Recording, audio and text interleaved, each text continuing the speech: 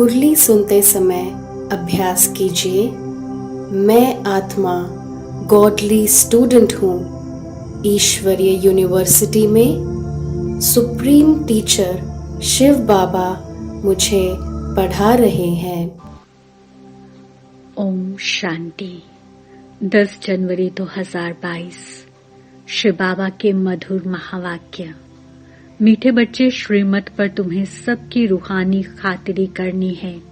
खुशी की खुराक खाना और खिलाना, यही है सच्ची खातिरी करना। प्रश्न: ज्ञान में स्पिरिचुअलिटी का जौहर भरने की विधि क्या है? उससे कौन कौन से फायदे होंगे? उत्तर: जब किसी को भी ज्ञान सुनाते हो तो आत्मा समझकर आत्मा को ज्ञान दो। इससे स्पिरिचुअलिटी का जौहर भर जाएगा। इस नई आदत से किसी को भी ज्ञान सुनाएंगे तो उसे झट तीर लग जाएगा। शरीर का भान भी खत्म होता जाएगा।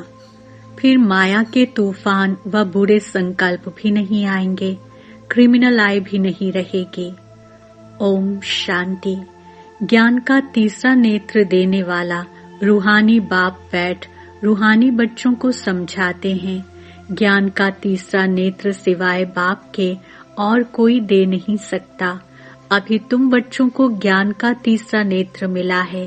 अभी तुम जानते हो कि ये पुरानी दुनिया बदलने वाली है।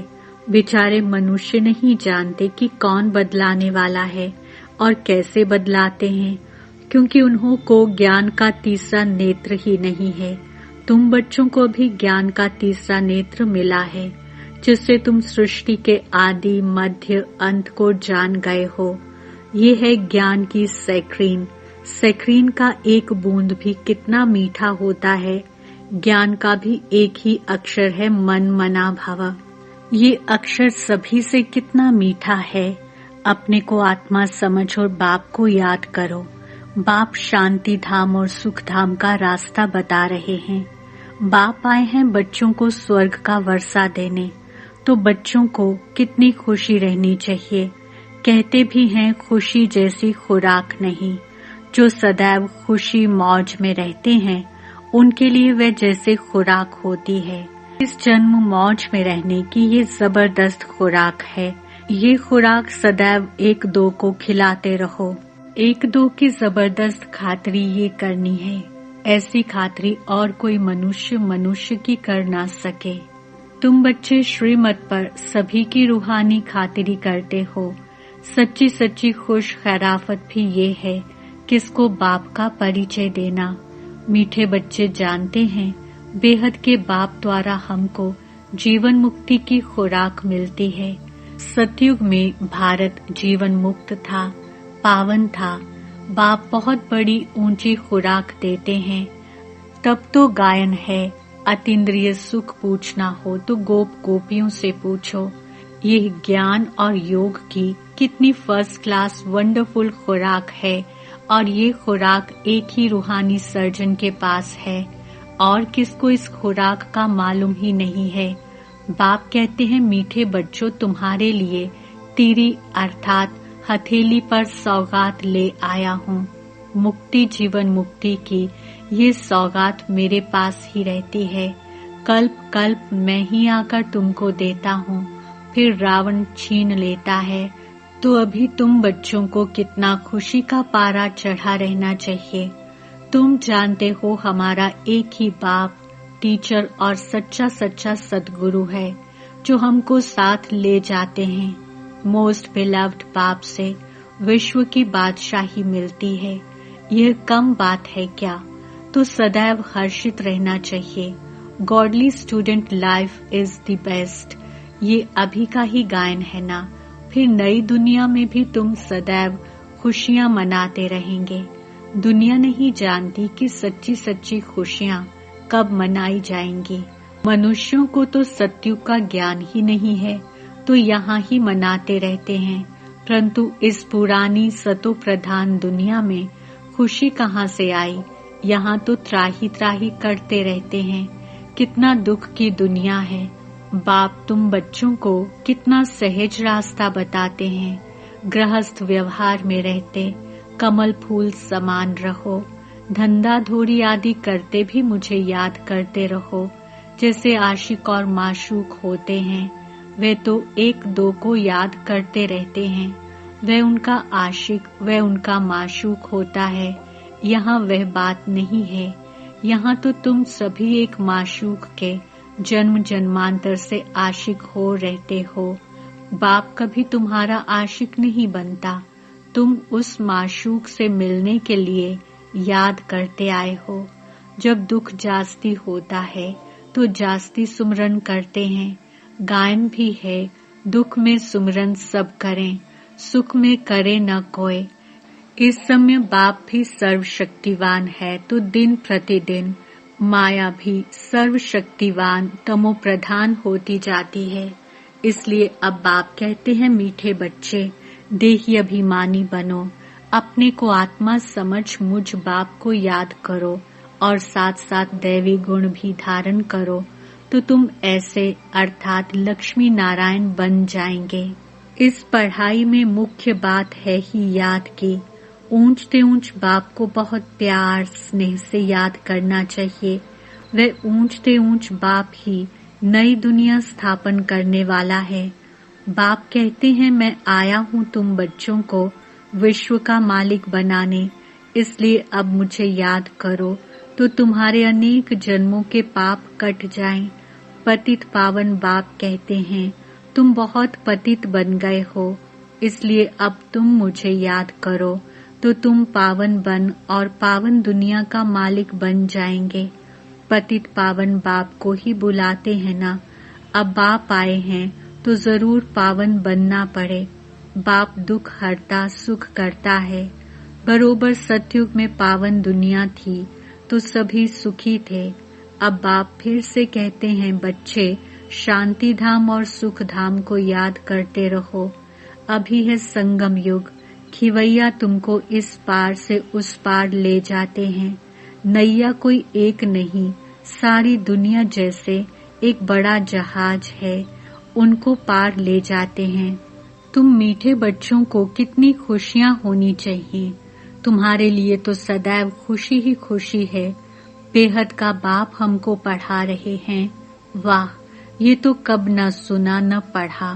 भगवान वाच, मैं तुम रूहानी बच्चों को राजयोग सिखा रहा हूँ, तो पूरी रीति सीखना चाहिए, धारणा करनी चाहिए, पूरी रीति पढ़ना चाहिए। पढ़ाई में नंबर वार तो सदैव होते ही हैं। अपने को देखना चाहिए, मैं उत्तम हूँ, मध्यम हूँ व कनिष्ठ हूँ। बाप कहते हैं, अपने को देखो, मैं ऊंच पद पाने के लायक हूँ, रूहानी सर्विस करता हूँ। क्योंकि बाप कहते हैं, बच्चे सर्विसेबल बनो, फॉलो करो। मैं आया ही हूँ सर्विस के लिए, रोज सर्विस करता हूँ, इसलिए ही तो ये रथ लिया है। इनका रथ बीमार पड़ जाता है तो भी मैं इनमें बैठ मुरली लिखता हूँ।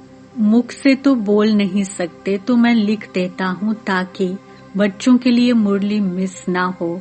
तो मैं भी सर्विस पर हूँ ना। ये है रूहानी सर्विस। तुम भी बाप की सर्विस में लग जाओ, ऑन गॉड फादरली सर्विस। बाप ही तुमको सारे विश्व का मालिक बनाने आए हैं। जो अच्छा पुरुषार्थ करते हैं उनको महावीर कहा जाता है। देखा जाता है कौन महावीर हैं, जो बाबा के डायरेक्शन पर चलते हैं। बाप का फरमान है, अपने को आत्मा समझ भाई भाई देखो, इस शरीर को भूल जाओ। बाबा भी शरीर को नहीं देखते हैं। बाप कहते हैं, मैं आत्माओं को देखता हूँ। बाकी ये तो ज्ञान है कि आत्मा शरीर बिगर बोल नहीं सकती।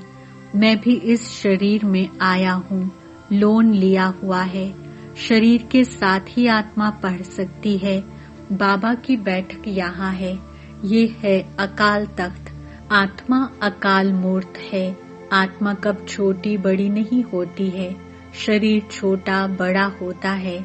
जो भी आत्माएं हैं उन सभी का तख्त यह भ्रिकुटी का बीच है। शरीर तो सभी के भिन्न भिन्न होते हैं।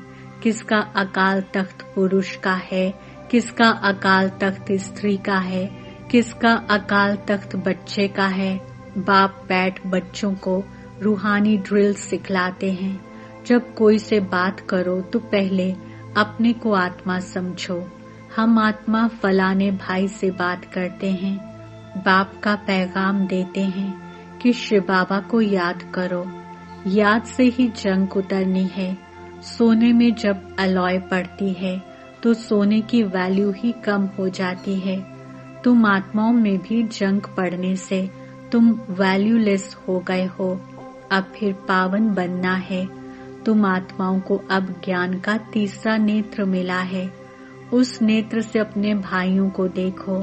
भाई भाई को देखने से कर्मेंद्रियां कब चंचल नहीं होंगी। राज भाग लेना है, विश्व का मालिक बनना है तो ये मेहनत करो। भाई भाई समझ सभी को ज्ञान दो तो फिर ये टेव अर्थात आदत पक्की हो जाएगी।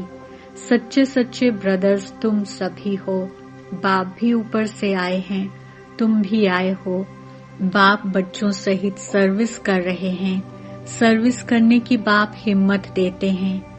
हिम्मते मर्दा तो ये प्रैक्टिस करनी है। मैं आत्मा भाई को पढ़ाता हूँ। आत्मा पढ़ती है ना, इसको स्पिरिचुअल नॉलेज कहा जाता है, जो रूहानी बाप से ही मिलती है। संगम पर ही बाप आकर यह नॉलेज देते हैं कि अपने को आत्मा समझो। तुम नंगे आए थे, फिर यहाँ शरीर धारण कर तुमने 84 जन्म पाठ बजाया है। अब फिर वापस चलना है। इसलिए अपने को आत्मा समझ भाई भाई की दृष्टि से देखना है। ये मेहनत करनी है। तुम बच्चों को अपनी मेहनत करनी है। दूसरे से हमारा क्या जाता।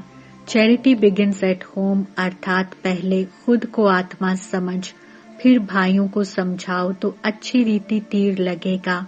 ये जौहर भरना है। मेहनत करेंगे तब ही ऊंच पद पाएंगे। बाप आए ही हैं फल देने लिए, तो मेहनत करनी पड़े। कुछ सहन भी करना पड़ता है। तुम्हें कोई उल्टी सुल्टी बात बोले तो तुम चुप रहो। तुम चुप रहेंगे तो फिर दूसरा क्या करेगा। ताली 2 हाथ से बजती है। एक ने मुख की ताली बजाई, दूसरा चुप कर दे तो वह आप ही चुप हो जाएंगे। ताली से ताली बजने से आवाज हो जाता है। बच्चों को 1-2 का कल्याण करना है। बाप समझाते हैं बच्चे सदैव खुशी में रहने चाहते हो तो मन मना भव। अपने को आत्मा समझ बाप को याद करो। भाइयों अर्थात आत्माओं तरफ देखो। भाइयों को भी यह नॉलेज दो। यह टेव अर्थात आदत पड़ जाने से फिर कभी क्रिमिनल आई धोखा नहीं देगी। ज्ञान के तीसरे नेत्र से तीसरे नेत्र को देखो। बाबा भी तुम्हारी आत्मा को ही देखते हैं। कोशिश ये करनी है सदैव आत्मा को ही देखें, शरीर को देखें ही नहीं। योग कराते हो तो भी अपने को आत्मा समझ भाइयों को देखते रहेंगे तो सर्विस अच्छी होगी। बाबा ने कहा है भाइयों को समझाओ। भाई सभी बाप से वर्षा लेते हैं। ये रूहानी नॉलेज एक ही बार तुम ब्राह्मण बच्चों को मिलती है। तुम ब्राह्मण ही फिर देवता बनने वाले हो। इस संगम युग को थोड़े ही छोड़ेंगे, नहीं तो पार कैसे जाएंगे। कूदेंगे थोड़े ही। ये वंडरफुल संगम युग है। तो बच्चों को रूहानी यात्रा पर रहने की टेव अर्थात आदत डालनी है। तुम्हारे ही फायदे की बात है। बाप की शिक्षा भाइयों को देनी है। बाप कहते हैं मैं तुम आत्माओं को ज्ञान दे रहा हूँ, आत्मा को ही देखता हूँ। मनुष्य मनुष्य से बात करेगा तो उनके मुंह को देखेगा ना। तुम आत्मा से बात करते हो तो आत्मा को ही देखना है। भल शरीर द्वारा ज्ञान देते हो, परंतु इसमें शरीर का भान तोड़ना होता है। तुम्हारी आत्मा समझती है परमात्मा बाप हमको ज्ञान दे रहे हैं। बाप भी कहते हैं आत्माओं को देखता हूँ।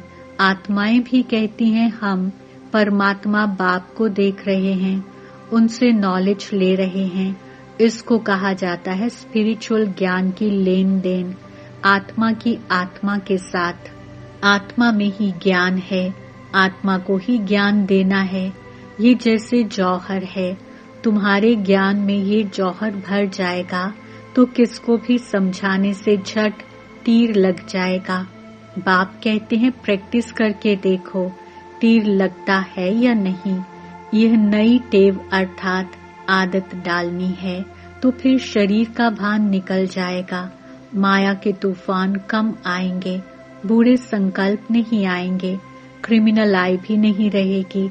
हम आत्मा ने 84 का चक्र लगाया, अब नाटक पूरा होता है। अब बाबा की याद में रहना है।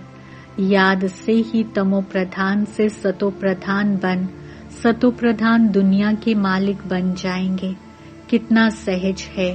बाप जानते हैं बच्चों को ये शिक्षा देना भी मेरा पाठ है, कोई नई बात नहीं। हर 5000 वर्ष बाद हमको आना होता है। मैं बंधायमान हूँ, बच्चों को बैठ समझाता हूँ। मीठे बच्चे, रूहानी याद की यात्रा में रहो तो अंत मते सो गति हो जाएगी। ये अंत काल है ना, मामेकम याद करो तो तुम्हारी सदगति हो जाएगी। याद की यात्रा से पाया मजबूत हो जाएगा। ये देही अभिमानी बनने की शिक्षा एक ही बार तुम बच्चों को मिलती है। कितना वंडरफुल ज्ञान है। बाबा वंडरफुल है तो बाबा का ज्ञान भी वंडरफुल है। कब कोई बता न सके। अभी वापस चलना है। इसलिए बाप कहते हैं मीठे बच्चों, ये प्रैक्टिस करो। अपने को आत्मा समझ आत्मा को ज्ञान दो। तीसरे नेत्र से भाई भाई को देखना है। ये बड़ी मेहनत है। अच्छा मीठे मीठे सिक्के रूहानी बच्चों पिता रूहानी बाप दादा का याद प्यार और गुड मॉर्निंग। रूहानी बाप की रूहानी बच्चों को नमस्ते। हम रूहानी बच्चों की रूहानी बाप दादा को याद, प्यार, गुड मॉर्निंग, नमस्ते और शुक्रिया। धारणा के लिए मुख्य सार। पहला पॉइंट, ज्ञान के तीसरे नेत्र से आत्मा को देखने का अभ्यास करना है। कोशिश करनी है सदैव आत्मा को ही देखें, शरीर को नहीं, तो क्रिमिनल ख्याल नहीं आएंगे, बुरे संकल्प खत्म हो जाएंगे।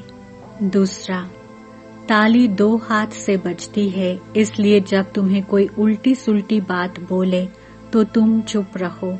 अगर तुम चुप रहेंगे तो दूसरा आपे ही चुप हो जाएगा। वरदान, ब्रह्मा बाप के प्यार का प्रैक्टिकल सबूत देने वाले सपूत और समान भव।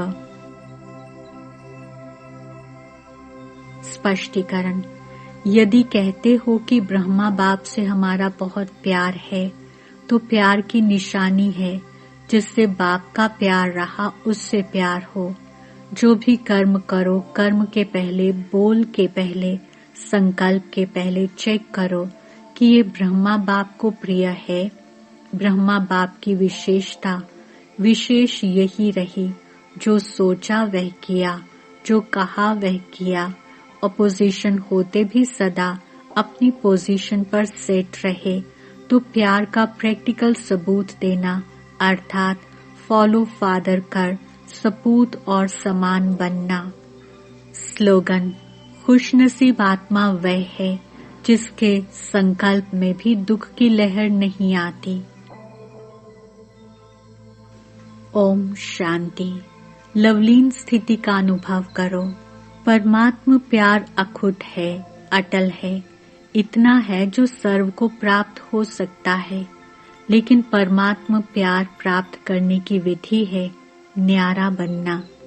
जितना न्यारा बनेंगे उतना परमात्म प्यार का अधिकार प्राप्त होगा।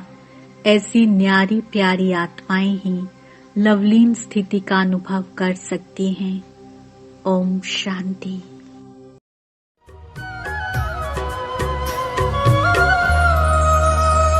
बाबा से दिल लगाया, बाबा से दिल लगाया, दुनिया को भूल करके। बाबा से दिल लगाया, दुनिया को भूल करके। मुझको गले लगाया, मुझको गले लगा